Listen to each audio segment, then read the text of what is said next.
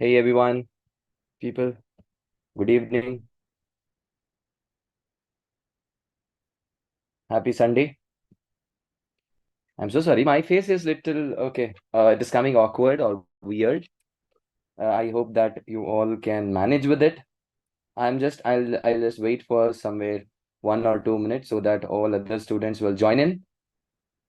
Until then, people, how are you? How the studies are going? Going good? जल्दी से बच्चों, जल्दी जल्दी से ज्वाइन हो जाओ ना.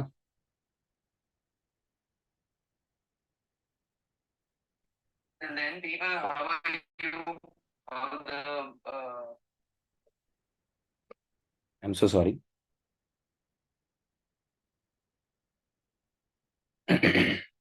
Yes, Disha, good evening. Rajeshwari ji, good evening. Yeah, Rajeshwari says she's good. Very nice, very nice. Let me share the screen.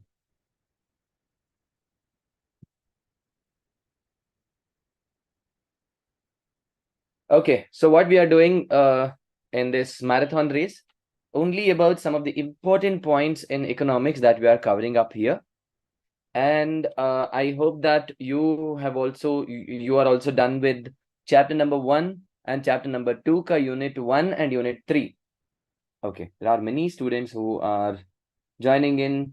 Pratiksha ji, good evening. Meghana, good evening. Very nice. Disha says that yes, sir, studies are going good. Very nice, superb. Vinayak, good evening. Raghu, good evening. Vaishnavi, good evening. Very nice, yeah. Very nice, yeah. There are many students who are joining in. Okay. Uh, you know that? You know what is the meaning of passengers? You know the meaning of passengers?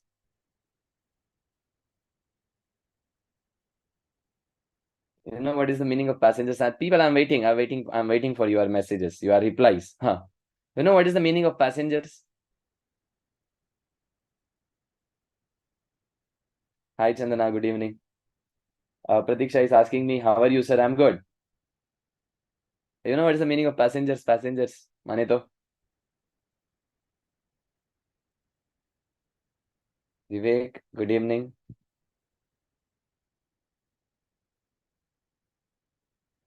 Sir, क्या बकवास question है, sir? Passenger means the one who travels. That person is passenger. No. You know that I call all my students as passengers. I call all my students as passengers. You know why? Passenger का मतलब है passing Avengers. Passengers. How is it? Good, no? Passing Avengers. Passengers. Wasn't it nice? Okay. I call you guys as passengers, huh? So all my passengers, welcome to the class. So bakwas, sir. Okay. No, it is not bakwas. I'm sure that you guys are passing candidates. That's why even on Sundays, evening economics for next 1.5 or 2 hours, you will be with me, and we will be discussing about many of the topics here. Okay, that's why I call you as passengers. Passengers mane to passing Avengers. Hooray. Huh. It was nice, no? Yeah, Disha says it was nice. Huh. So here, unit number 3, next unit. Fast May, we are going to cover up unit number 3 and chapter 3 today. So fast May. So we are just looking at the important points here. Unit number 3, consumer behavior. Okay, chalo, fast. So in this, fundamental premises of economics is we assume every consumer is a rational consumer. We know that, sir. What is rational consumer? See, any theory for that matter, think that a consumer is rational consumer. It is an assumption. Okay, it is one assumption that every consumer is a rational consumer. And later, rational consumer means whose choice is consistent with the goals by a limited resources. A consumer tries to satisfy their unlimited wants. That is what we are, correct? No, we always try to satisfy almost all of our demands with limited resources. This unit explains us at what point a consumer will be satisfied most. A particular point or position where the consumer is able to satisfy as many wants as possible with the given resources. It is said to be equilibrium. What is equilibrium? It is where the maximum maximum demand can be satisfied with the minimum resources, or where that point where you get the maximum satisfaction with the minimum resources or available resources. That is called as equilibrium. Okay, sir. Maximum satisfaction. Equilibrium is maximum satisfaction and there is no change. So that means you don't want to change your position. So there where you get the maximum satisfaction. When the above two conditions are satisfied, a consumer is said to be in equilibrium. So he is in equilibrium. Okay, continue. How are we going to achieve this equilibrium? One is by cardinal approach and the other one is ordinal approach. Sir, what is cardinal approach? It is developed by Alfred Marshall. Cardinal means in terms of numbers. If you can calculate the satisfaction in terms of numbers, it is called as cardinal measurability, cardinal approach. Correct? No. So utility can be measured in terms of numbers. So under this approach, what do we study, sir? Law of diminishing marginal utility and consumer surplus theory. So what we are discussing, law of LDMU and consumer surplus. These two things we will discuss in cardinal. And what is ordinal? Sir, we cannot calculate or measure the satisfaction in terms of numbers. Okay, so what do? So we will rank it. So this is called as ordinal approach, which is given by RJD Allen and JR Hicks. Due to the drawbacks of cardinal approach and to accept the practical ordinal approach was developed. It is not possible to measure the satisfaction in terms of number. Instead, it can be arranged. We can arrange satisfaction in order to preference or ranks. That we know. What do we study, sir, here? Indifference curve and budget line. So totally in this unit, easy 4 concepts that we are going to discuss now. The first one is LDMU. Second one is consumer surplus. Third one is indifference curve. Fourth one is budget line. Fast mein? Yes, sir. Before going to that, we will be discussing about first one. What is total utility? What is total utility? The maximum satisfaction that you get. That is total utility. In a sense, so you consume all the resources and what is your maximum satisfaction? Or I can say that the total of all the marginal utilities, total of marginal utility is total utility. Summation of marginal utility is total utility. So you can see that here TU1, U1 plus U2 plus U3 plus U4 till UN. So Mr. A purchases pack of Oreo biscuits, which has 10 biscuits in it and consumed all 10 biscuits one by one. Cardinal approach says satisfaction can be measured in terms of numbers, that is utils. So here, if you can measure it and the summation of all these things is considered as total utility. See, Mr. A, after consuming first biscuit, he'll get 10 utils, second biscuit, 30 utils, third biscuit, 60 utils, fourth biscuit, 100 utils, fifth biscuit, 150 utils. What is this? So total utility, by consuming all the 5 units, he got how much? 30 plus 10, 40 plus 60. How much? 100 plus 100 plus 150. Totally 350 it is. It's not 300. It is 350. No. After consuming all first 10 biscuits, he got 300 utils. Oh, I'm so sorry. There is some issue. There is some mistake here. Something has happened. It means total utility TU of second biscuit is 10 plus 25. That is 30. Arey, kya ho gaya re isko? Something wrong. It is not 25. It is 20. 10 plus 20. That is 30 utils. So this is the total utility, Baba. This is not marginal utility. This is total utility. By consuming first biscuit, you got 10 utility. By consuming second biscuit, totally you got first and second, including that you got 30 utility. And third biscuit, you got 10 plus 20 plus 30. Totally you got 60 utility. Correct? No. See, 10 plus 20 plus 30. Totally you got 60 utilities. So this is nothing but TU is cumulative in nature. Marginal utility को add करते जाओगे तो क्या मिलेगा? total utility मिलेगा. So it is a summation of all your marginal utilities. Marginal utility you go on adding, you'll get total utility. ठीक है? Yes, sir. Next one, average utility. How to calculate average utility? Total utility divided by quantity. Remember this, total utility divided by quantity. For example, you have received 50 utility by consuming 2 units. That means by consuming 1 unit, how much utility you have got? 25. Correct? No. By using 2 units, you got 50 utilities. That means by consuming 1 unit, you will get 25 utility. 50 divided by 2, it is 25. Correct? No. See here, in this example, 10 divided by 1 answer, you have to go on filling this. It is 10 here, 30 divided by 2, 15 here, 60 divided by 3, 30 here, 100 by 4, 25, 150 divided by 5, 30. These are average utilities. Now the thing is, remember what is marginal utility? What is the definition of marginal utility? The utility, extra utility that you have derived by consuming 1 extra unit. This is called as marginal utility. See here, it is the utility derived by 1 additional or 1 extra unit of output. How to calculate this? Remember, past mein. Listen. What is marginal utility? Mu is equal to Tu at n minus Tu at n minus 1. When the output is continuous. Bachcho, you remember this? Haan ya na? Haan, sir, we remember this. So next one, Mu, change in total utility divided by change in quantity.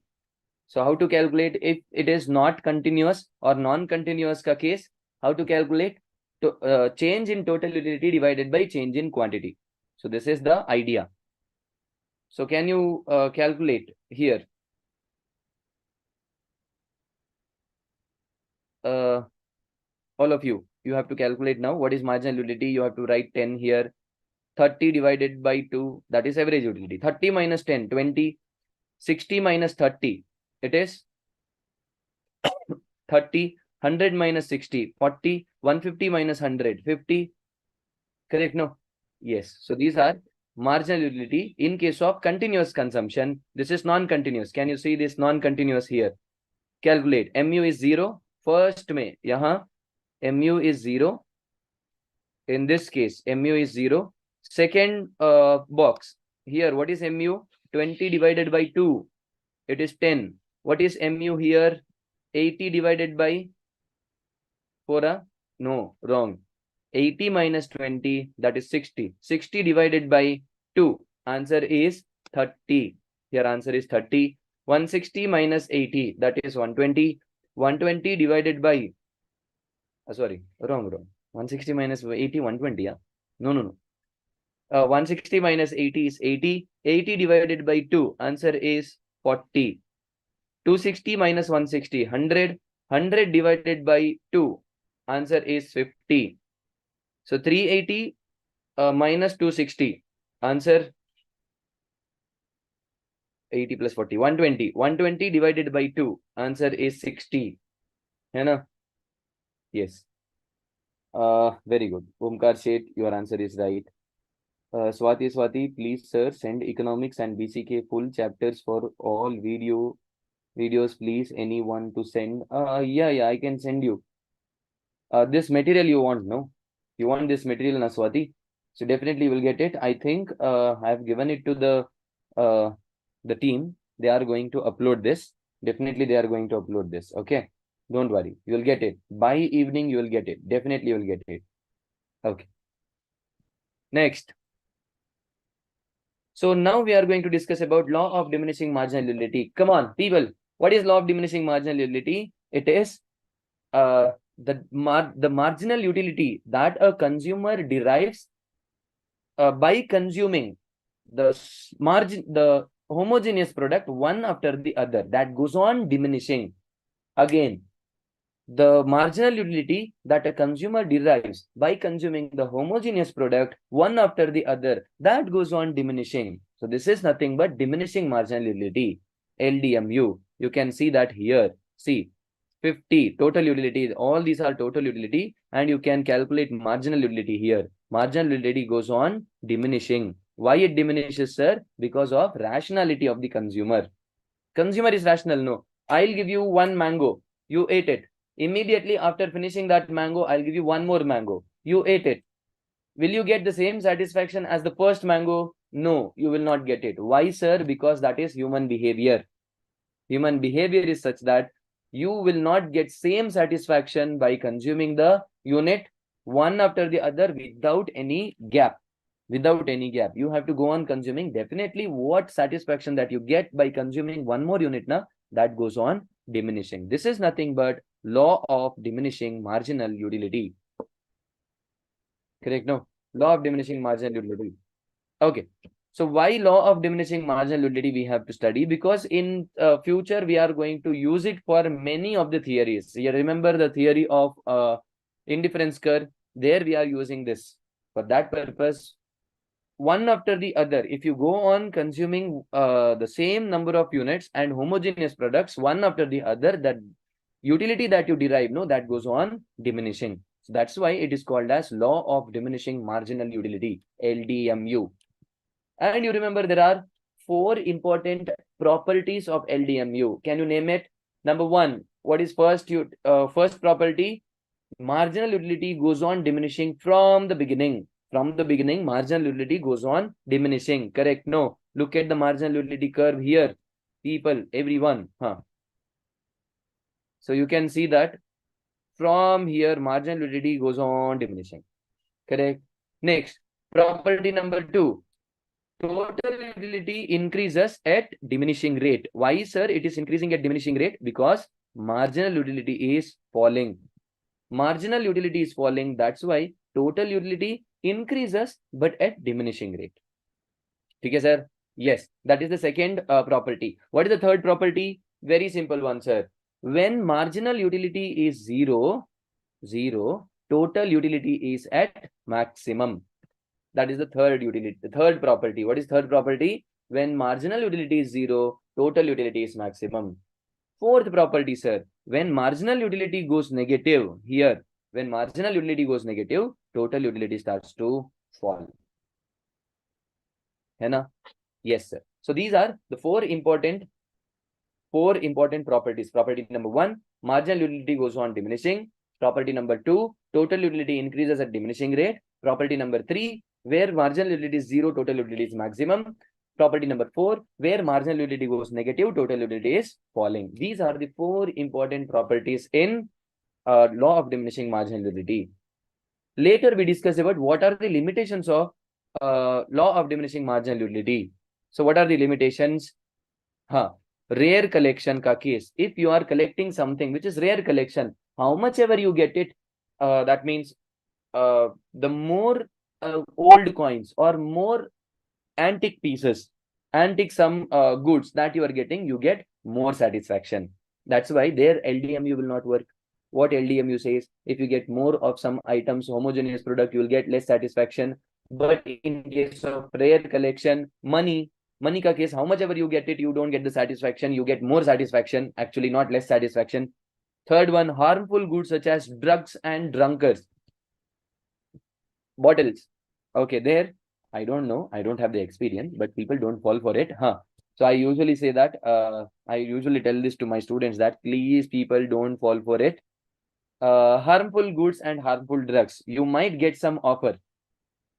Correct, no. You might get some offer from your friends or colleagues or your neighbors or something. So in that case, please don't fall for it. Why I'm telling this? So that is not good for health, one thing, and that will make you addicted to that product. So that's why please don't use it. And those who have already used it, they say that if they go on consuming it, they get more satisfaction. Next one, prestigious ka goods ka case. Correct? No. If I have more prestigious goods, then that will give me more satisfaction. Very small unit of consumption. Again, see, if you are if you want to eat something, then you have to eat the proper quantity. Correct? No. So now example, masala dosa. Masala dosa is of some this size. No, not this size. Some this size. Very big size. Okay. So one masala dosa is one masala. Not it tusa. Masala dosa is not of very 1 rupee coin ka size. Correct? No. So you have to use very small unit of consumption. If you use very small unit of consumption, that will not satisfy your the satisfaction. That will not give you the satisfaction, or I can say that marginal utility will not work. Okay. Next, hobbies. So in case of your hobbies, if you have some hobbies, no, even in that case, example, reading books, more books that you get more satisfaction. That's why these are limitations of LDMU and relationship between and the properties that we discussed just now. Just now we discussed about all these properties. See, MU declines continuously, TU is increasing at diminishing rate, TU is maximum when MU is 0, TU declines when MU becomes negative. So this we already discussed. Consumer surplus theory. Yeah, people, that was about law of diminishing marginality, LDMU. Now we are going to discuss about consumer surplus. Consumer surplus theory. What is consumer surplus, sir? Remember this definition. What a consumer is ready to pay minus what he actually pays. So what is this, sir? Again, listen. What a consumer is ready to pay minus what he actually pays. Directly come to this example. So where potential price for one product is 20 rupees, but actual price is 10 rupees. Now you are getting consumer surplus of 10 rupees. Correct? No, potential price. See, by looking at the specs, I think, okay, I can pay 1,800 rupees to this. By looking at that, I see that, okay, design is very nice and black color ka, and it suits my face. By looking at that specs, no, these are the things that will come to my mind. So in that case, I will put one price to it. Example, 1,800 rupees. And when I ask with the seller, no, he says that, sir, this is of 1,300. The value is 1,300. I was ready to pay 1,800. Now the value is 1,300. The difference is 500 rupees. The difference is 500. That is my surplus, because I was ready to pay 1,800, but actual value is 1,500. So this is consumer surplus. You can see that potential price minus actual price. So potential price is 15 rupees. Actual price is 10 rupees. So you are getting consumer surplus of 5 rupees. Here, consumer surplus is 0. That means there is no surplus here. Okay. So this is about consumer surplus. ठीक है ना?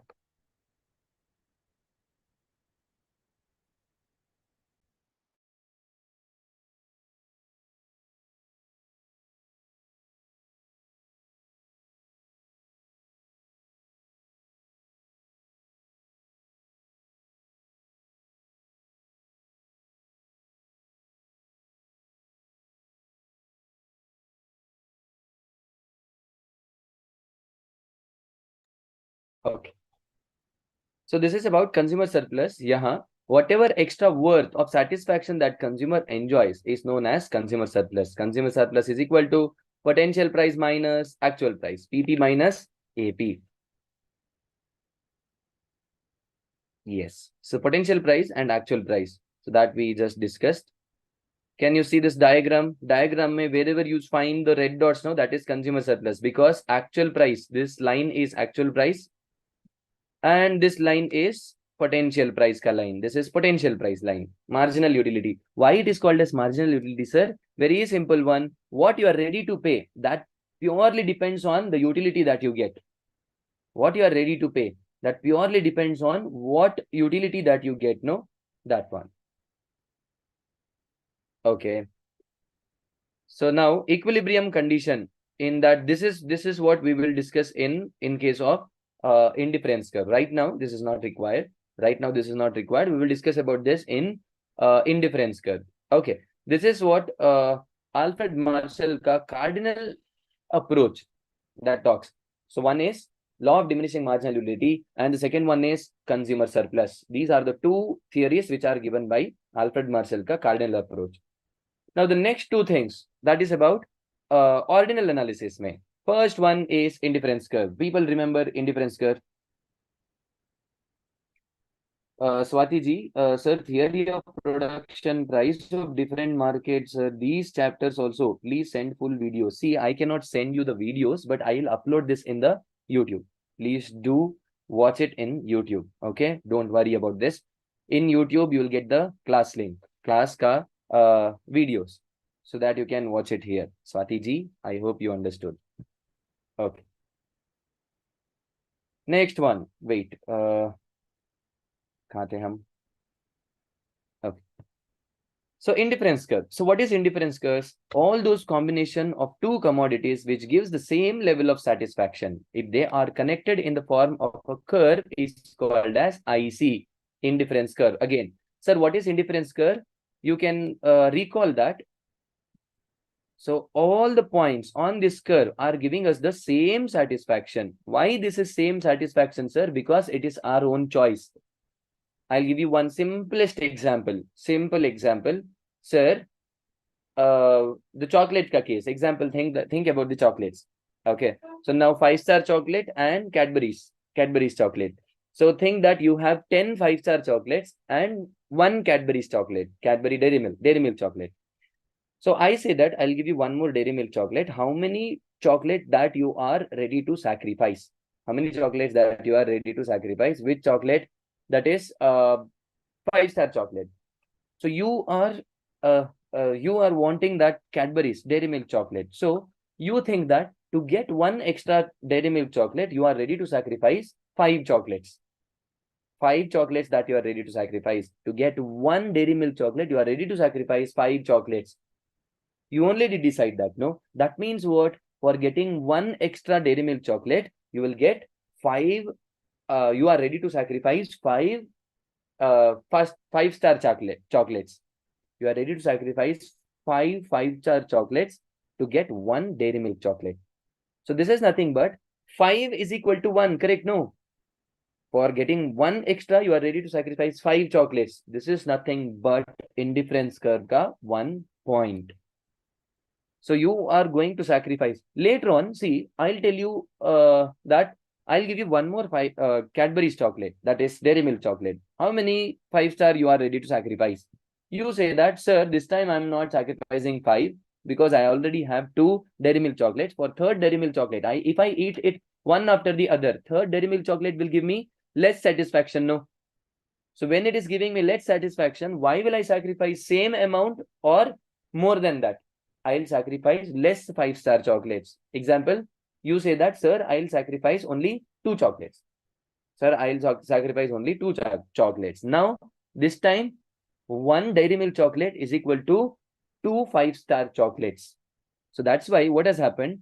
For extra 1, you are sacrificing less 5-star chocolates. So that means you are getting same level of satisfaction now. Even here, 2 is equal to 1.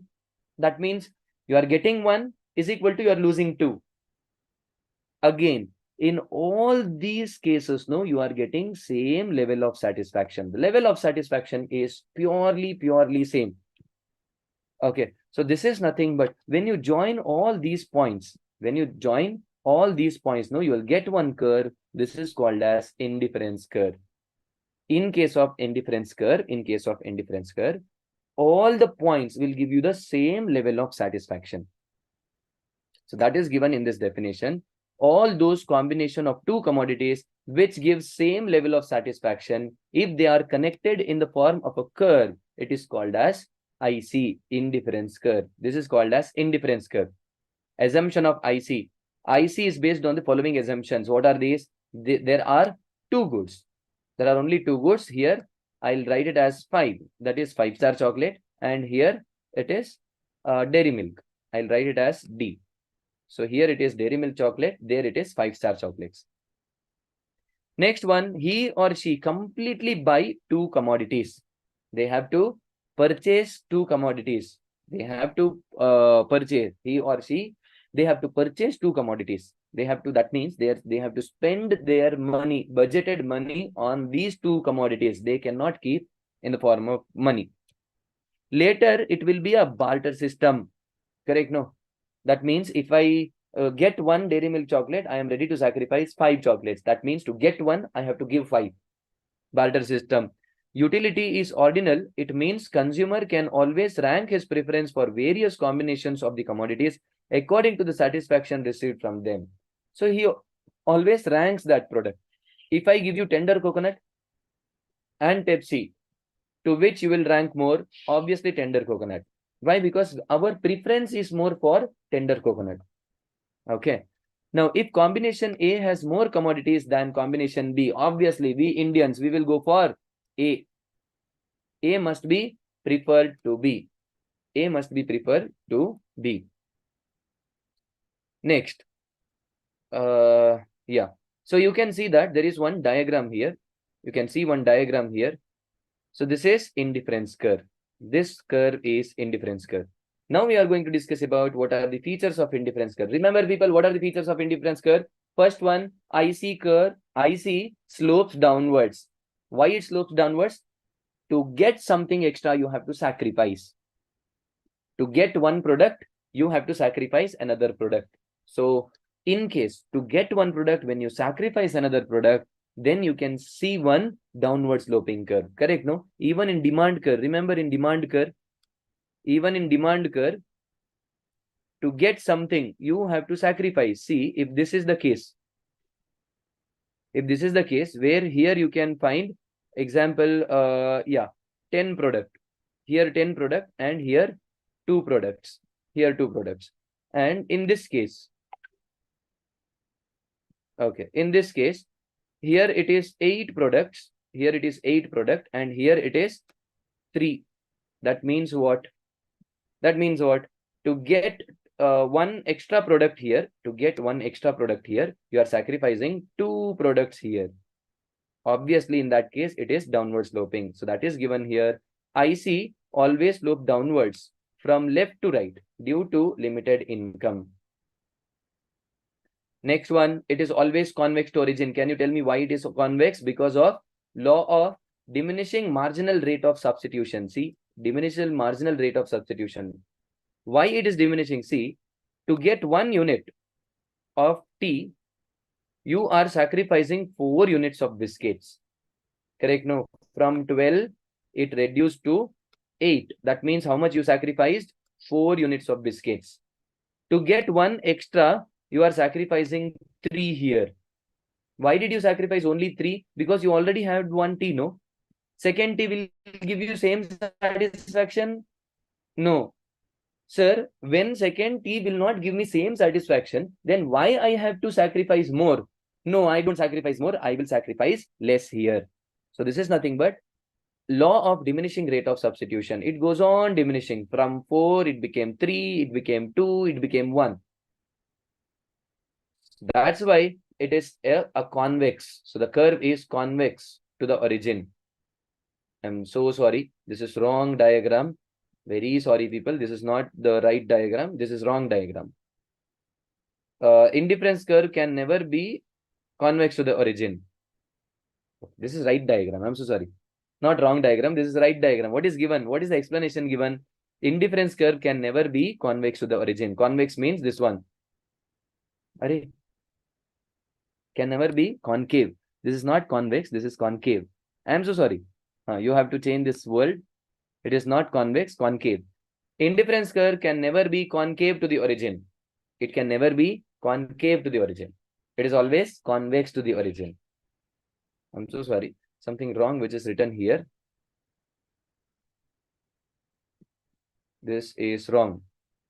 So what is the right one? It can never be concave to the origin. This is wrong one. ये तो wrong है. It can never be concave to the origin, not convex. It is always, it can be convex to the origin. Okay. In case of perfect substitutes, remember in case of perfect substitute, what is perfect substitutes?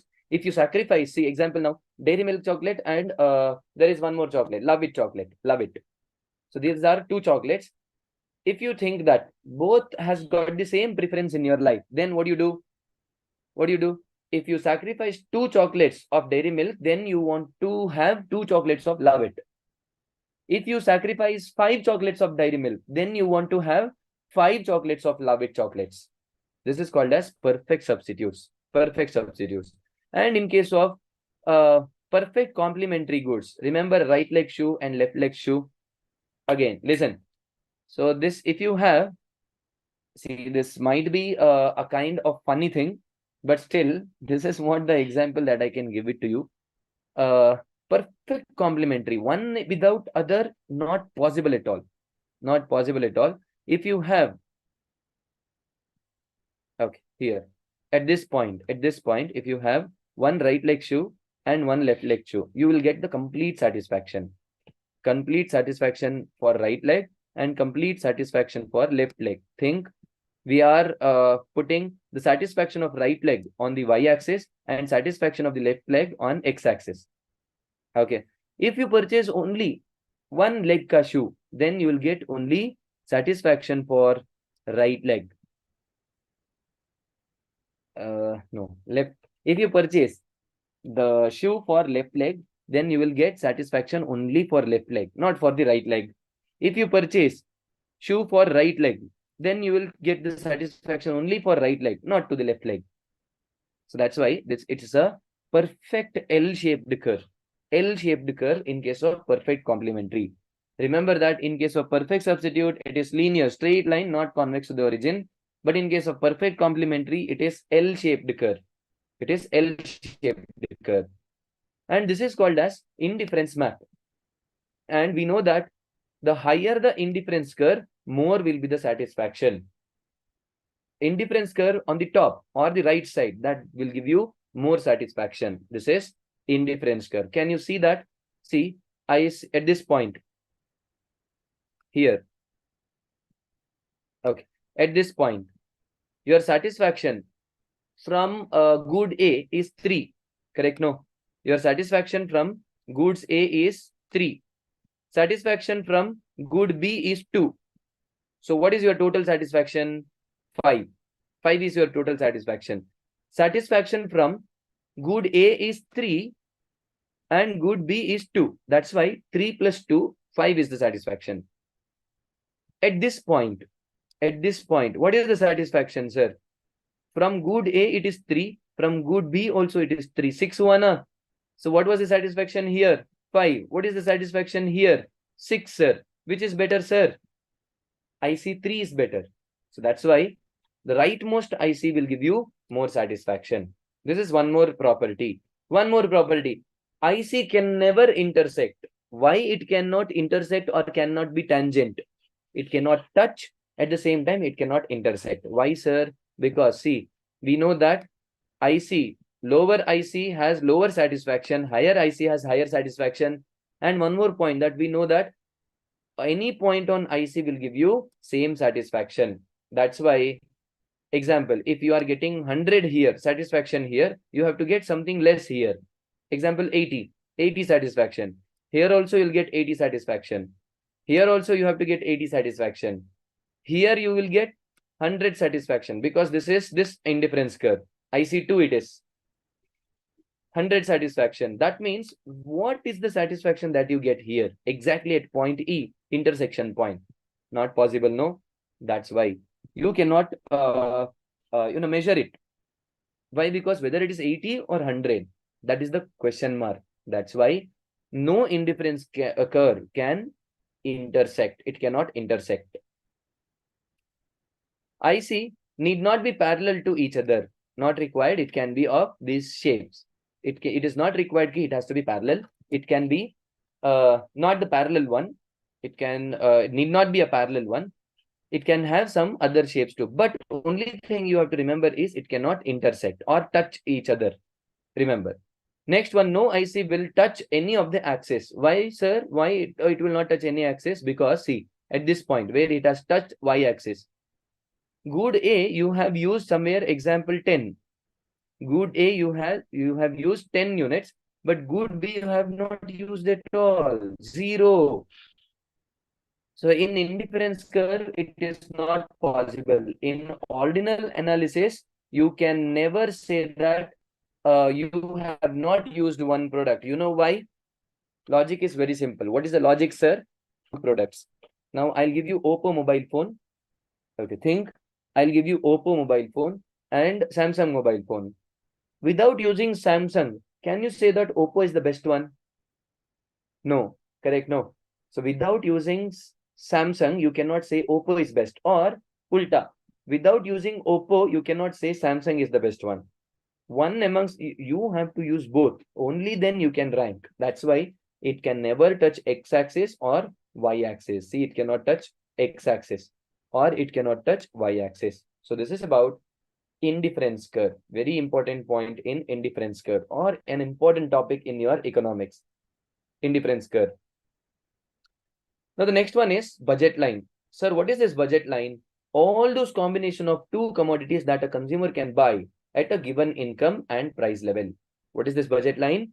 All those combination of two commodities. There are two commodities you have to purchase now, and you have to see the combination of two commodities that a consumer can purchase. Okay, example, think that you have 60 rupees. You have 60 rupees with you, and the price of product X is 6 rupees, and price of product Y is 10 rupees. Okay, price of product Y is 10 rupees. No, we will take another example. Price of product Y is 12 rupees, not 10, 12 rupees. Just to make the understanding clear, I'm doing this. Think that it is 12 rupees. Now, what are the combinations that you can purchase now? X and Y. Here also we will get some doubts, no? Wait. I thought we should not get any points in decimals. Decimals में आना नहीं आना चाहिए. लेकिन we'll see. Huh? If you purchase 1 unit of Y, how many unit of X you can purchase? 8 units of X, correct? No, you can purchase 8 units of X. So this is Y, huh? This is Y. So if you purchase 1 unit of Y, then you can purchase 8 unit of X. If you purchase 2 units of Y, sir, what happens if you purchase 2 units of Y? You can purchase 6 units of X. है ना? 6 units of X. If you purchase 3 units of Y, sir, what happens if you purchase 3 units of Y? Then you can purchase 4 units of X. 4 units of X. If you purchase 4 units of Y, sir, now, अब क्या होगा? If you purchase 4 units of Y, you can purchase 2 units of X. If you purchase 5 units of Y, then you can purchase 0 units of X. If you purchase 0 units of Y, then you can purchase 10 units of X. Correct? No, you can purchase 10 units of X. So these are the combinations you can put. If you put this in the diagram, you'll get one straight line like this. You'll get a straight line here. Okay? So this is about budget line. This is about budget line. Now my question to you, I have a question to you, that can I purchase 3 units of X and 4 units of Y? Can I purchase 3 units of X and 4 units of Y? Not possible. Why, sir? Because 4 units of Y is equal to 48 rupees. Correct? No? 4 units of Y is equal to 48 rupees. 3 units of X is equal to 18 rupees. 48 plus 18, कितना होगा बाबा? कितना होगा? So it is 66. Correct? No, it will be 66. But your budget is only 60. Your budget is only 60, sir. So that's why 66 means somewhere here, which is beyond the budget line. So if it is beyond the budget line, you cannot purchase that. Correct? No. Why? Because it is not affordable. But if it is below the budget line, for example, sir, I want to purchase 4 units of X and 2 units of Y, sir. 4 units of X and 2 units of Y. Now is it possible, sir? Yes. Why? Because 4 units of X is 24 rupees and 2 units of Y is 24 rupees. 24 plus 24 is 48. 48. So that is affordable, no? That means it is here. वो अंदर आ जाएगा. So that's why we can purchase. We can purchase it. Okay, so this is about budget line. When after studying budget line, after studying this budget line, now we are putting indifference curve and budget line in one diagram. Indifference curve and budget line in one diagram. Remember this? Wait, let me draw the diagram first. Okay. So if this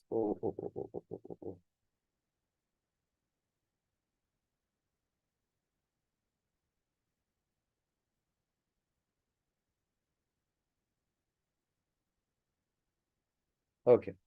Think that this is the budget line. This is the budget line. Exactly at this point, no, it is intersecting.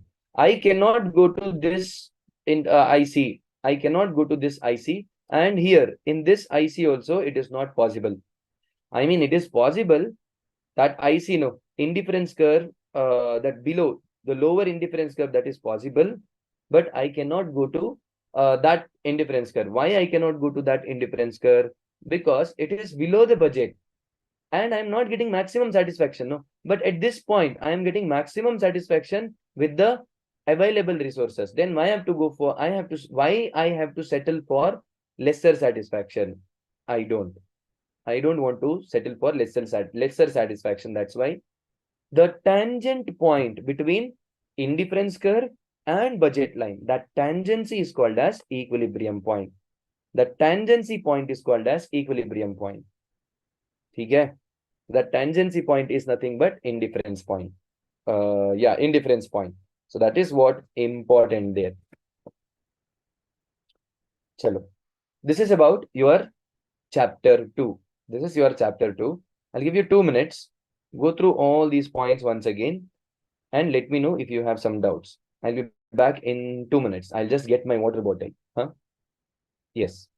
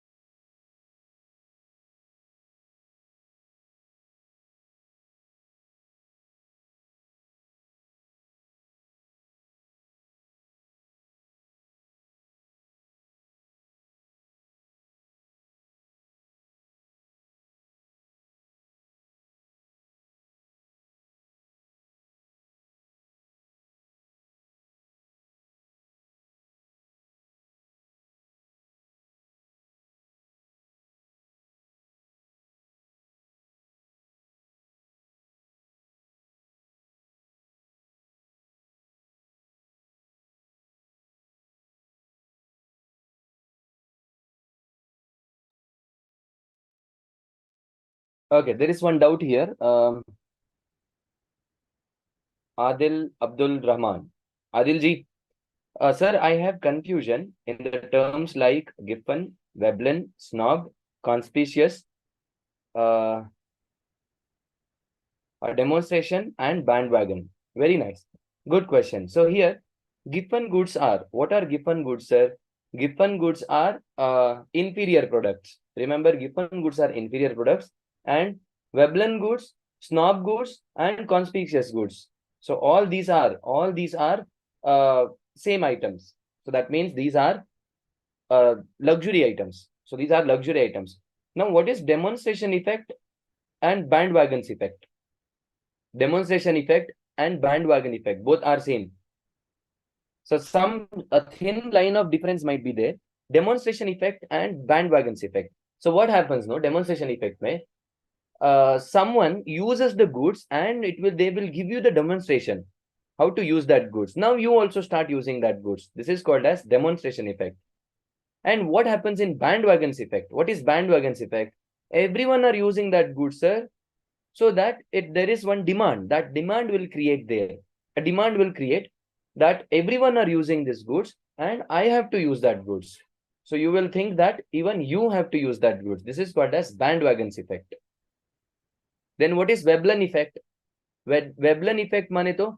Veblen effect is very simple. No one is using that product. I feel like I have to use that product. This is called as Veblen effect. Prestigious, snob appeal, snob goods. Okay, this is called as Veblen effect. ठीक है? Yes, sir.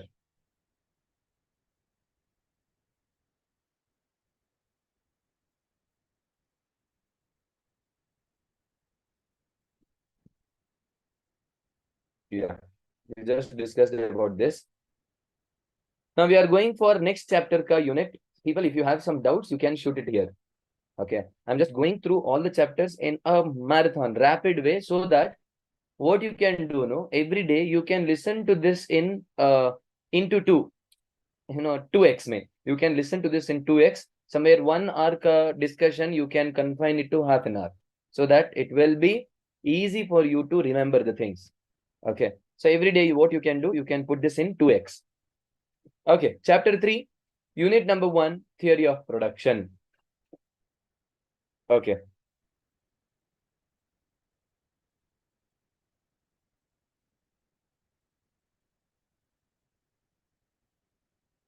No, Abuji, I didn't get your question. Sir, we won't compete with them in demonstration effect. I'm so sorry. I did not understand.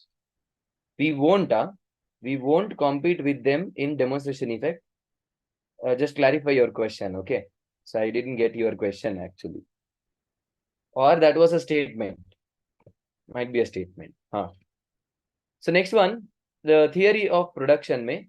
So we have given some of the important points of this chapter in this the pages, these pages. Human wants. What are human wants? Desires. All desires, taste, and motives of the human being is called as human wants. See, that means if I want some goods, I want to have some goods, that goods or the want of that satisfaction, the urge to satisfy that need, this is called as want.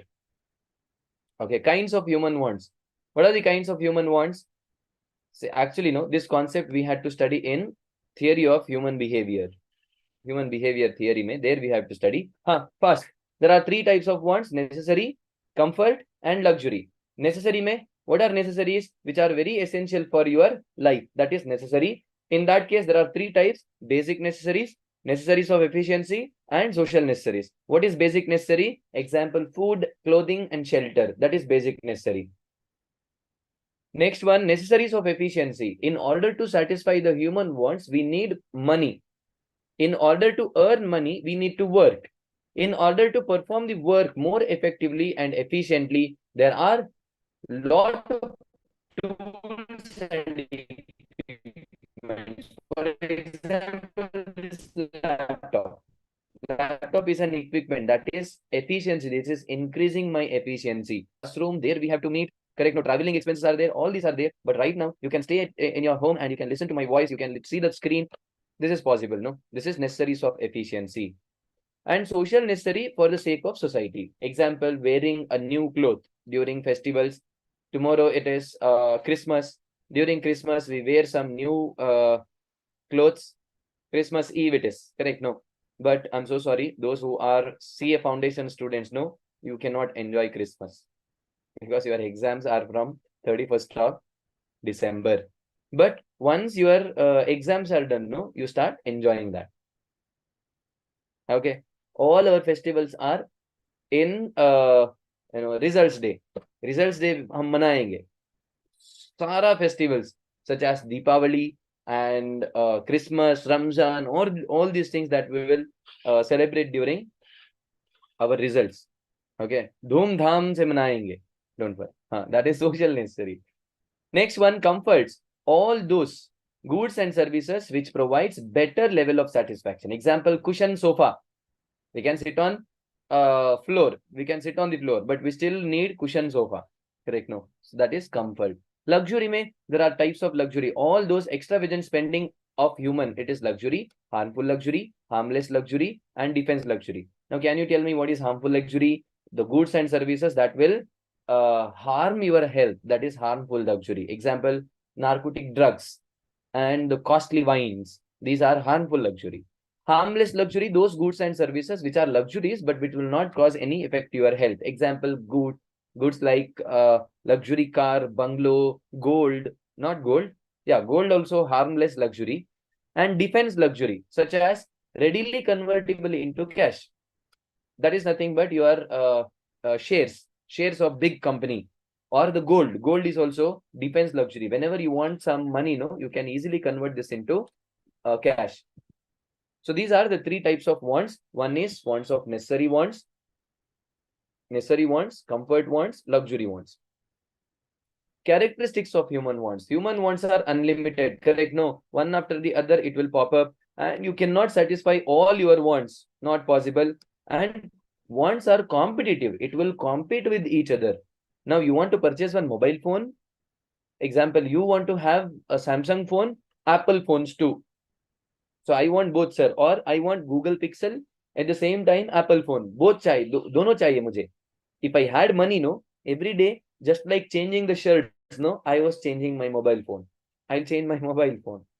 Correct, no. But money, nahi hai, then it is two are competitive. I have to choose one amongst these two, not both. Wants are recurring in nature. Example, food. Every day you want to have some food. Wants vary with time, place, and person. See, my wants are different, your wants are different. That is also one characteristic, no? Wants become habits and customs. Example, some of the wants, this eating, drinking coffee, that will become your habit.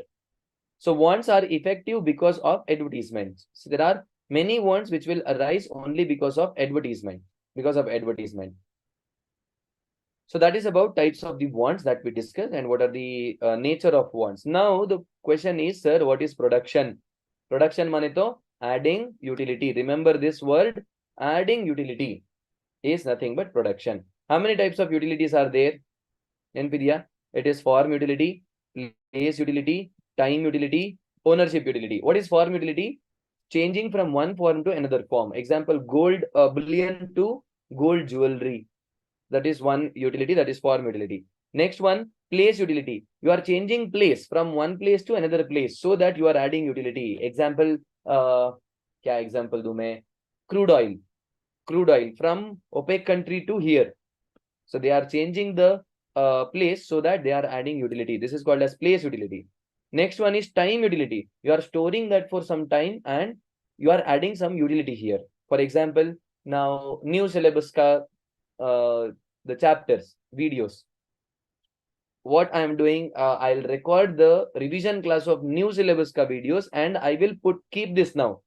Why? Because students are right now they don't want it. Because after right now they are studying it. After 4 or 5 months, when they are writing their exam, no, they definitely want it. Not you, the new syllabus wala guys. You will pass, no. So hegu pass agi hogte now. Okay, that is time utility. I store it for future. This is time utility. Ownership or positional utility. That means some goods I don't have use, I'll give it to someone else who has its use. So this is called as ownership utility. Example, old car, which I have, I'm not finding any utility. The first time someone is learning one car, he's learning how to drive.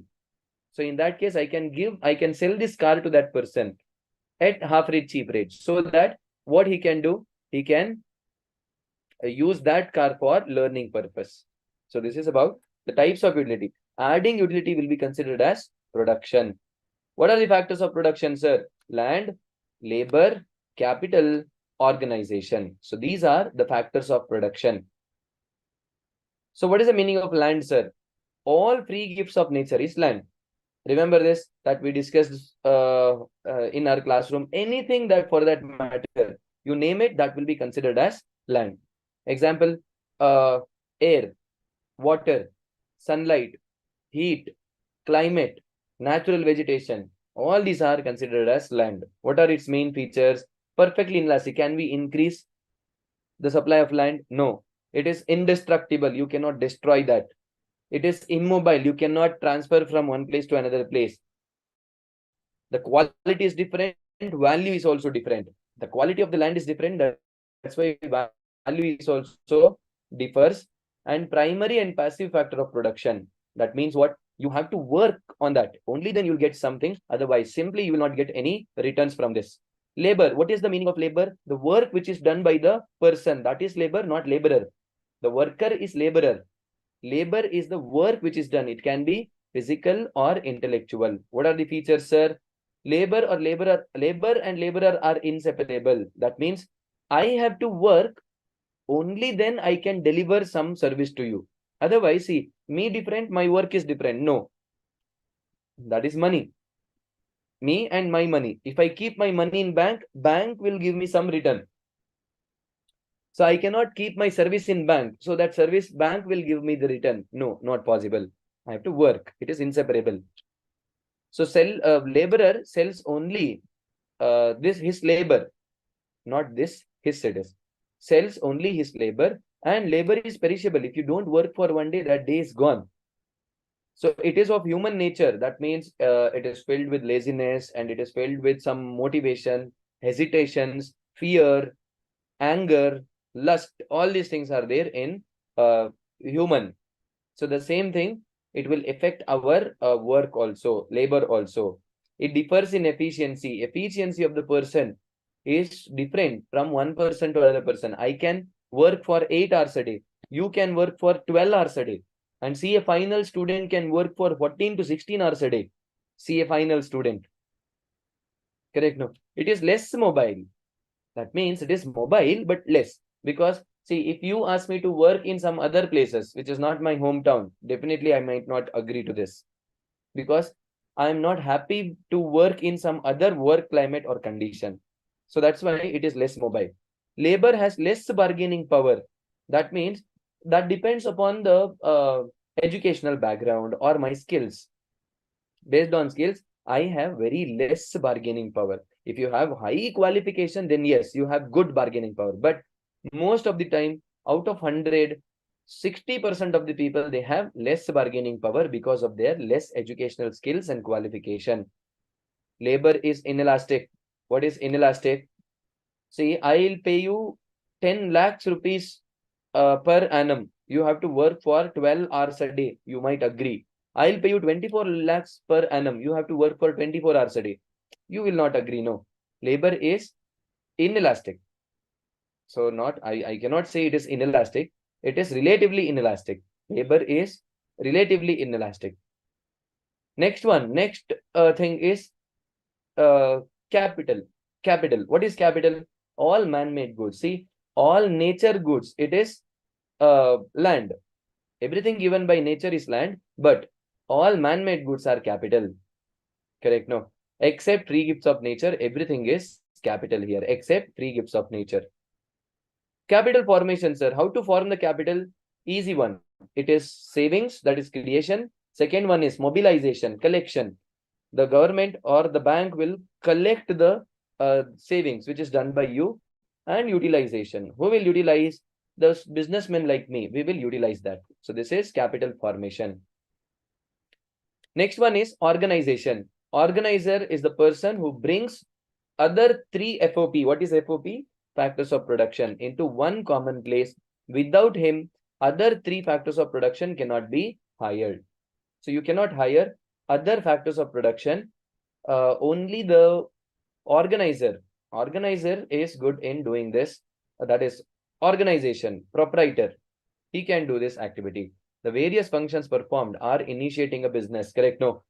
Being an entrepreneur, I have to take some initiative and I have to start one business and take the advantages of changes in the dynamic economy. That means innovation. I have to keep doing some innovation, bring about innovations and bear the uncertainties. If there is any uncertainty or risk which is there in the market, I should be able to bear that risk. Or if there is some loss, my pocket should be big enough to bear that loss. So this is nothing but organization, organizer. Finally, we are into production function. There are some production functions here. Two types of production function, short run and long run. What is production function? It is mathematical relationship between inputs and output. So in that, Q is equal to F of capital L, small l, K and O. What is capital L? Labor. Capital L is land. Small l is labor. K is capital. O is organization. Correct? No? Yes, sir. So this is about production function. There are two types of production function. One is short run. The second one is long run. Okay. It is usually what production function says. What is the relationship between the inputs and output? That is production function. So here we can see that directly we go to this point, variable factor and fixed factor. In case of short run, can you recall that in short run, variable factors are very less. Only labor is variable. All other factors are fixed factor. But in long run, variable factors are more. That means including land, you can change. But for our understanding purpose, we will keep land as fixed one. So that's why fixed factor is less here. So we call short run as law of variable proportion and long run as law of returns to scale. Okay. So in case of production function, while studying production function, there are some assumptions here. It relates to specific period of time. Short run, long run. That means it relates to specific period of time here. And state of technology is assumed to remain constant. The technology which is there, no, it is assumed to remain constant. That will not change at all. It will not change. And the firm is using the best and most efficient technique. That means while starting the business, they will use the best technique, but while running the business, they will not change their technology. That is the meaning of second and third point here. While starting their business, they will start with the best available technology, and while running the business, they don't change the technology often. They'll keep it same. The factors of production are divisible into small units. So it is possible that the factors of production can be divisible into small units. Example, land can be divided into acres. Labor can be divided into number of labors. Capital can be divided into number of machines or the money wise. But organization we cannot divide. That's why we will ignore organization. People remember, we have to ignore organization. There are only three factors of production to understand the production function: short run and long run. Okay. Law of variable proportion. We will discuss now short run production function. Very easy one. So only important point that we are discussing here. Law of variable proportion. The impact on output is due to change in some factors of production. Why change in some factors, sir? Because it is short run. Short run mein almost everything is fixed. Only one is variable, that is labor. Okay. So it is known as production function under short run. What are the assumptions, sir? We assume there are only three factors of production. Remember, I just told you now that organization, we are ignoring organization. Okay. Land and capital is a fixed factor, which is variable. Then I told you labor is variable. Technology remains constant. Correct? No, this also we discussed. No perfect substitutes for fixed factor. So that means capital and land that we have started with, no? We have started our business with capital and land, no? So that will be the final one. We are not finding any substitute for this. We cannot. Stages of law of variable proportion. There are three stages: stage of increasing returns, stage of diminishing returns, and stage of negative returns. What happens in stage of increasing return? That is, proportion of fixed factor will be more than variable factor. Nenpidia, you remember this? We discussed in the classroom that always remember stage of increasing returns says that your example now fixed factor, that is land. Land you are using. Okay. And you are on that land, you are growing a crop. Which crop, sir? Example, paddy, that you are growing. So 1 acre of land, which has the capacity of 6 members. 6 members. If you employ only 1 member, don't you think that land is very big for that 1 member? And as I go on increasing the number of workers on that land, what do I get? Output increases more proportionately, more proportionate than the output. Input. Output increases more proportionately than the input, because big land, only 1%. Now, if you go on adding extra persons to this, the capacity of the land is 6, no. Till 6, it goes on increasing. But 7th onwards, it starts falling. So that is given in negative returns. So what's diminishing return stays? Proportion of fixed factor will become equal to variable factor. That means 6 members. At the time when you employ 6 laborers on this land, so if you employ 6 laborers on this land, no, the land is effectively being utilized. But if you increase, if you go beyond that, proportion of variable factor is more than the fixed factor. Hence, after certain point of output starts decreasing irrespective of input. So if you add more and more of inputs, no, output start decreasing, because they might start fighting. They might start fighting there. That's why. Okay, this is negative returns to scale. Not scale, negative returns. Can you see that? See, marginal product is increasing in the beginning. 20, 30, 40. Later it started falling. This is diminishing returns. This is diminishing returns. And finally it reached 0, and this is negative returns. So at this point, we reached negative returns. We reached negative returns. So you can see that point of inflection. All these are given in this diagram. I'll tell you, see, first stage. So in the exam, diagrammatically, when will the first stage end? Remember, when will the first stage end? Where average product is maximum and average product is equal to marginal product. Correct, na? First stage will end where average product is maximum and marginal product is equal to average product. And where will the second stage ends? The point where marginal product touches 0, that is x-axis. When it will touch x-axis, no, at that point, second stage will end.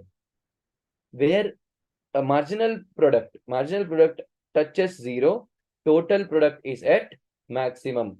People, you have to change that. It is not AR, MR, TR. It is TP, AP, MP. Okay. So now, finally, where will the first stage end? First stage ends where average product is maximum and marginal product is equal to average product. Second stage will end where marginal product is 0, total product is maximum. And in third stage, total product will be falling and marginal product is negative. So this is given here. See, the stage of increasing returns ends when AP and MP are equal. And one more thing, remember that at that point, AP is maximum. Stage of diminishing returns ends when TP is maximum and MP is 0. When MP is negative, stage 3 will occur. Stage 3 happens when MP is negative. Conclusion, hence, any manufacturer will prefer to operate at stage 2, that is second stage of diminishing returns, where output will be maximum and resources are utilized to optimum extent. TP is equal to max and MP is equal to 0, where total product is maximum and marginal product is 0. So this is about the conclusion. So you can see the relation with the point here. You can see the relation there that is explained in this observation, but we already discussed that. We already discussed all these observations here. Okay, that's about law of variable proportions. That is about law of variable proportion. Now we have to go for law of returns to scale. Okay, people, pani piyo, I'll be back. Drink some water, I'll be back. Okay.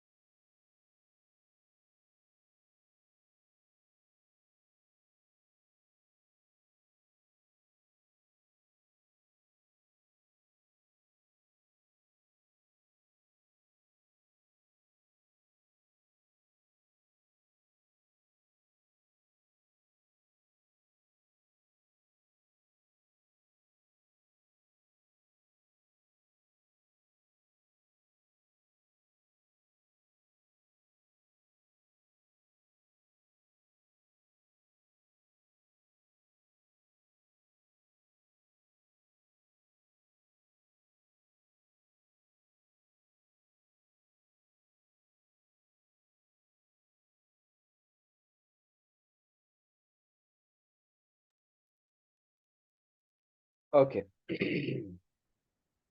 Now, the next law, that is law of returns to scale. This is long run returns. Okay. Impact on output is due to change in more factors of production. It is known as production function under long run. Okay, more factors of production, change in more, not just one, not just labor, but there are more factors of production. No, almost everything is changing here except land. So see, we assume that there are only three factors of production: land, labor, capital. Only three factors, and land is fixed factor. Land is fixed factor here. Capital and labor is the only variable factor. Technology remains constant. No perfect substitute for fixed factors. All the assumptions are same. Only one change here. Only land is fixed factor. Earlier, remember law of variable proportion mein land and the capital both were fixed here there, but here only land. Only land is fixed. And one more last assumption is that a firm is using 2 units of labor and 1 unit of capital to produce single unit of product. Always remember, it is 2 units of labor and 1 unit of capital. 1 unit of input means what? 1 unit of input means 2 units of labor and 1 unit of capital. Okay, 2 units of labor and 1 unit of capital. Yes. What is the meaning of 2 units of 2 unit of inputs? What is the meaning of 2 units of input? 2 unit of input means 2 units of 4 units of labor and 2 units of capital. So what is the meaning of 2 units of input? The meaning of 2 units of inputs is that 2 units of labor, 4 units of labor, and 2 units of capital. So that on that basis, we will divide the stages into 3 stages. Now, the stages of law of returns to scale is of 3 stages. One is increasing returns to scale. The second one is decreasing returns to scale. And the third one is second one is constant return to scale, and the third one is decreasing returns to scale. Now, first one, stage of LRS. There are 3 stages. Increasing returns to scale. What happens in increasing returns to scale? Output increases more proportionate than the input. Why, sir? Because of why it happens? This is because of economies of scale. Why this happens, sir? This is because of economies of scale. Kahan hai wo? Yeah, it is because of economies of scale. The stage number 2, that is about constant return to scale, where increase in input is equal to increase in output. Or see, in first stage, what happens? Increase in output is more than increase in input. A small increase in input, more than proportionate increase in output. Stage 2 में increase in input is equal to increase in output. Stage 3 में, that is decreasing return to scale, increase in output is less than increase in input. See here, output increases but less proportionate than the input. Remember that here MP will raise marginal product and MP remains constant here, and here MP falls. MP falls rapidly. Marginal product will fall. So you can see here, look at this total product 50. What you have to write here? Go on filling this now. Here it is 50, here it is 60, here it is 70, here it is 70, and here it is 50, here it is 35, and here it is 15. If you see that here, you can see the diagram. Starting May, it was increasing 50, 60, 70, and it was same 70 here. From here to here, it started falling rapidly. It was falling rapidly. So this is called as, see, this stage is increasing return to scale. This is constant because 70, 70, that remains constant. And this is decreasing returns to scale. This is because of economies of scale. And this is because of economies is equal to diseconomies, or there was no economies. No economies, no diseconomies, or economies is equal to diseconomies. And in this case, last stage mein, economies, diseconomies is greater than economies of scale. That's why it is falling. Reason for increasing return to scale is internal and external economies. Reason for diminishing returns to scale is diseconomies of production. Sir, why they have not given reason for constant? Because there is no reason. That's why it is constant. Bhaktha, yes. So these were about the law of returns to scale, law of variable proportion, and law of returns to scale. This is what these are the things which was very important in this chapter. Yes, the chapter and unit.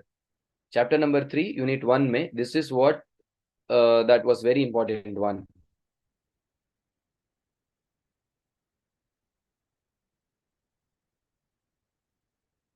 Okay. Now, production optimization, which is isoquant and isocost curve. What is isoquant curve, isocost curve? People, isoquant is same as indifference curve. Remember what used to happen in indifference curve? All the points that gives the same satisfaction is joined with a curve. That curve is called as IC, indifference curve. And now all the points which gives you the same quantity of output, that is called as isoquant curve. See, any combination of two factor of inputs which results in the same level of output connected in the form of a curve is called as isoquant curve. This is called as isoquant curve, and isoquant represents all those combination of inputs which are capable of producing same level of output. It is called as equal product or product curve. Or ISO, it is not I is ISO product curve, equal product curve or ISO product curve. Okay, any combination that gives you the same level of output, this is called as isoquant. People, all other features same to same as IC, indifference curve. Everything, see, there it was law of diminishing marginal returns. Sorry, no. Law of diminishing marginal rate of substitution. It is MRTS. This is MRTS. Law of diminishing marginal rate of technical substitution. Why it is technical substitution? Because factors of production, labor and capital, labor intensive and capital intensive. So here also it is convex to the origin. Isoquant is also convex to the origin, and all the properties which are there for IC, same to same, ditto copy paste. Nothing change here. And what is isocost curve, sir? What is isocost curve? Isocost is same as budget line. Kuch bhi change nahi. So there it was two factors of two goods. It was here it is two factors of production. Only that is the change. It is similar to budget line concept of the consumer behavior, and you can see that here also we have some equilibrium point, which is tangent point is equilibrium point. Okay. So this is about isoquant and isocost curve. And lastly, internal and external economies of scale. Internal economies and external economies of scale. Internal economies of scale are available to the firm which are not affected by any external factors but by its own operations on which the firm has control. See, for example, technical economy, technology. See, we will experience economies of scale. That means if we use some items, we are getting more output. The scale is increasing because of this advantage. This is called as economies of scale.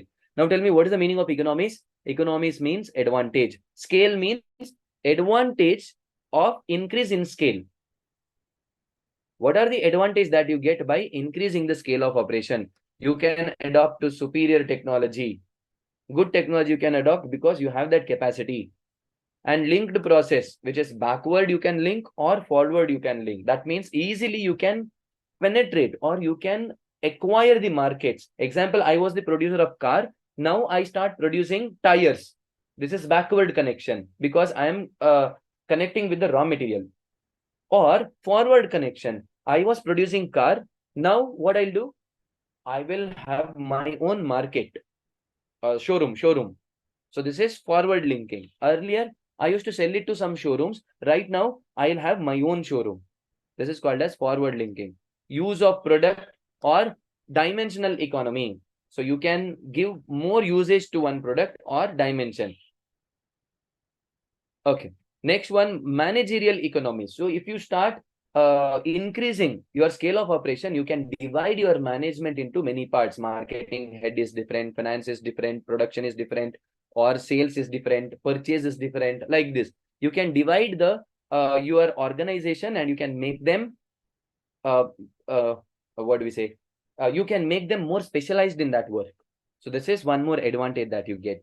Financial advantage. That means, for example, if I am big industrialist and I ask for loan with one bank, bank easily gives me loan.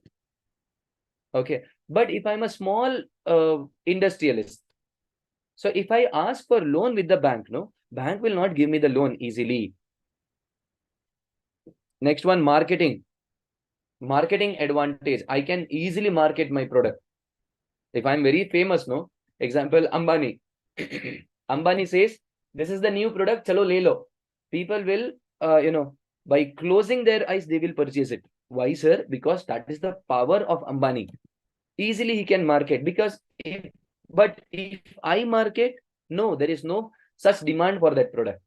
Research and development. If I have a good scale of operation, then easily what I can do, I can hire someone for doing some research and development. So these are some economies. Internal economies. What are external economies? Example, locational economy.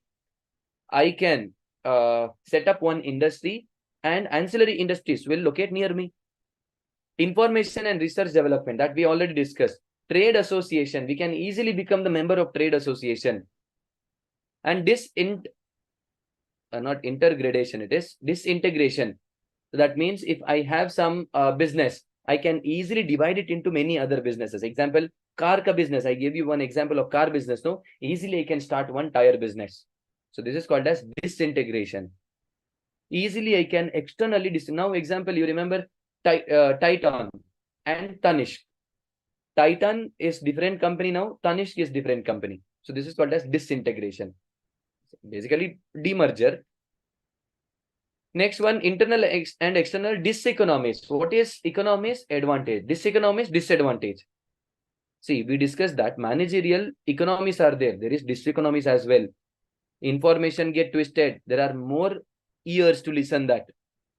Correct? No. Now, think that there are 15 members under me who are working under me, under my supervision.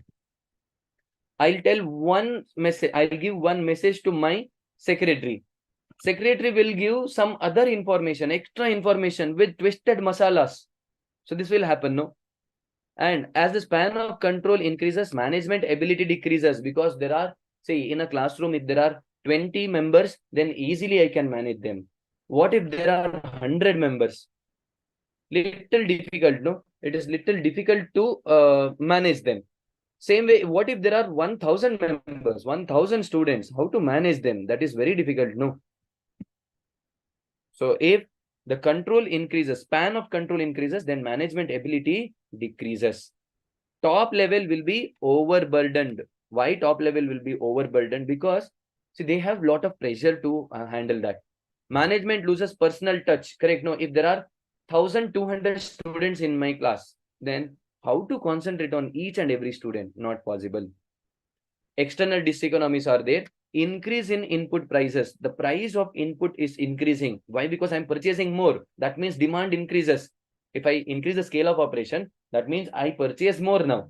If I purchase more, that definitely will affect my the suppliers. Demand increases, price also increases. Pressure of available infrastructure. Sir, I am producing more, but I don't have the infrastructure or godown to store it. Now, I'll get one pressure to build one godown. This is one more pressure, infrastructural pressure. Exhaustibility of natural resources. If I produce more and more, natural resources will get exhausted easily and quickly. So that's why external diseconomies of scale. These are some of the external diseconomies of scale that might occur. So this is about chapter number 3, unit number 1. Unit number 1. I don't have much time. We'll do one thing. Chapter number 4, unit number 2. We'll do it fast. Chapter 4, unit 2. Chapter 3, unit 2, we will do it in next class. Chapter 4, unit 2, that we'll be doing now. Okay. Because easy one, no? Chapter 4, Unit 2. Lot of diagrams here. We'll do it fast. Is it fine? Yes. Chapter 4, Unit number 2. Easy one. People, 10 diagrams we have to remember. 10 diagrams. People, we don't have to remember this, but it is easiest one. So that's why I'm doing it first. Okay. 10 easy diagrams that we have to remember now. Number one, where demand is constant, but supply increases. Demand is constant, supply increases. Okay.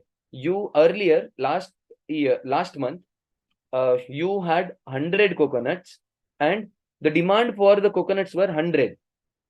Supply was also 100, demand was also 100.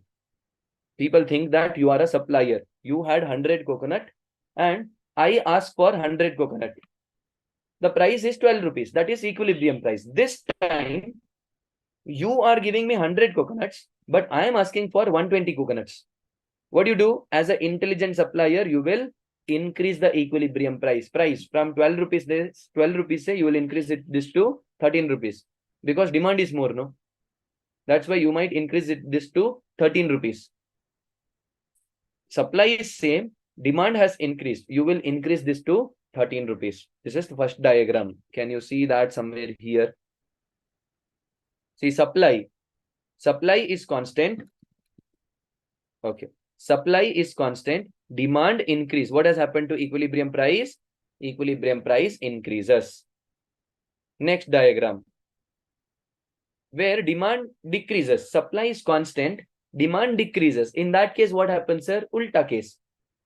Supply is 100, but there is no demand for the coconuts. Will you leave that coconut in your godown? No, sir, it spoils. So that's why what you have to do? You have to reduce the price so that demand increases. Correct? No. See, when the demand is less, you will reduce the price to sell that product. So the price decreases. This is the second diagram. Now the third diagram.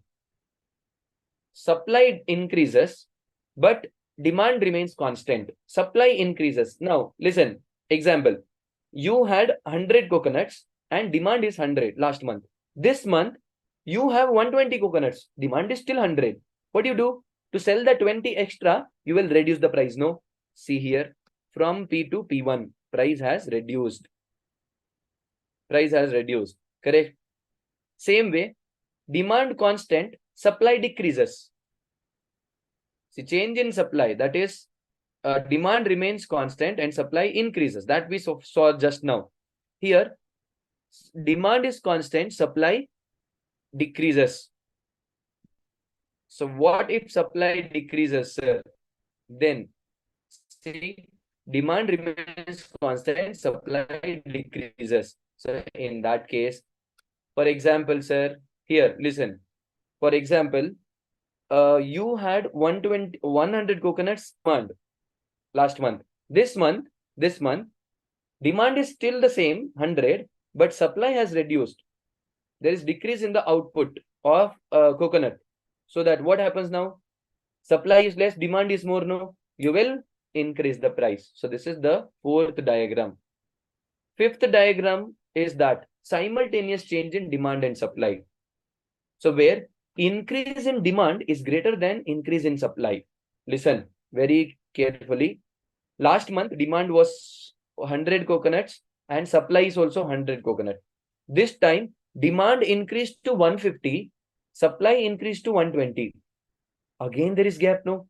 Demand is more, supply is less, no? See, both have increased, but demand increased more, supply increased less. So that there is a gap here.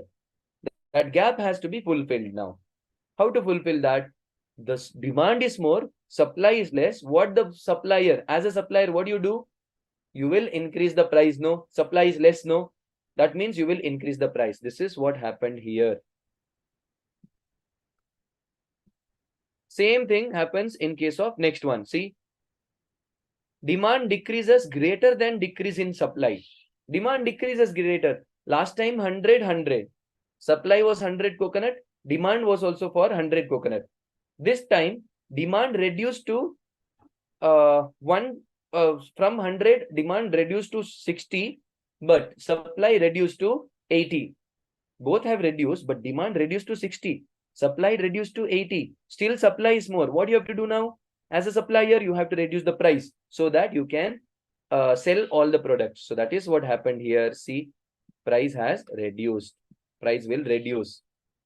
Correct? No.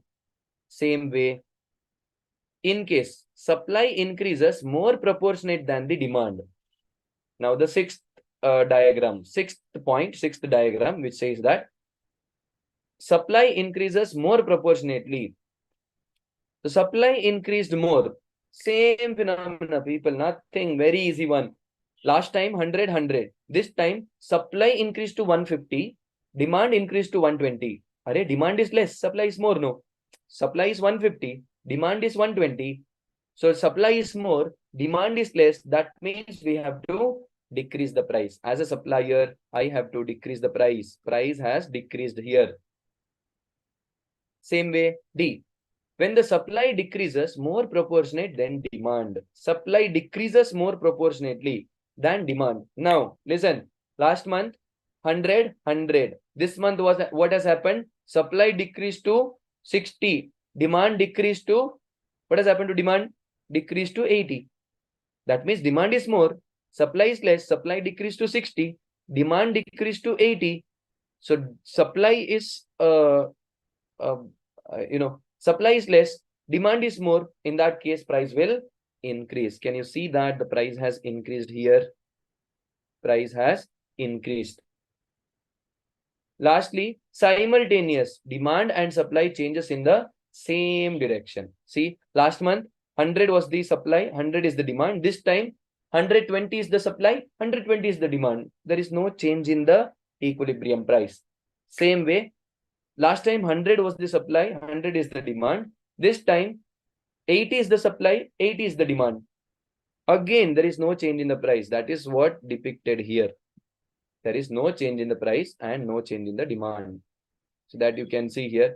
If the demand is completely inelastic, think that completely inelastic. If supply increases, then price also increases. Sorry, supply decreases, supply decreased, price also decreases. Sorry, supply decreases, price increases. Supply increases, correct? No, right side shift is increase, no. Remember last class may we discussed about this. Right side shift of the supply curve is increase in supply. If the supply increases, price decreases. Obviously, 100 coconuts were there last time. Last time demand was also 100. This time demand is same. Demand is perfectly inelastic, but supply decrease, sir. In that supply increase, sir. In that case, price will decrease. Demand is perfectly inelastic, sir. Supply decrease, sir. Now price will increase. Why? Because there is no much supply. Supply has decreased. No, demand is more, supply is less. That means price will increase. So this is about. And lastly, there is one question. I'll send you this material. Please do answer that question. Okay, so what we have done in this class, today's class, we discussed about chapter number 2, unit number 3. Sorry, unit number 2 actually, consumer behavior. And chapter number 3, unit number 1. Unit number 2 is pending. Chapter number 4, unit number 2. That we have done. In coming class, we'll be finishing all the syllabus. Revision of the whole syllabus that will be finishing in coming class, next class. Okay? Yes, everyone. How are you doing? I hope this marathon class is helping you all. क्या करना है आपको? Please do put this in 2x and every day listen to this. That's all. One day before the exam, morning, 2.5 hours, what you have to do? This class go repeatedly you have to listen to this class so that it will help you out. Okay? Yes, everyone, by stating this, I wish to sign out. Okay. Log out. I log out. ठीक है everyone? Yes, Kritika ji. Thank you so much.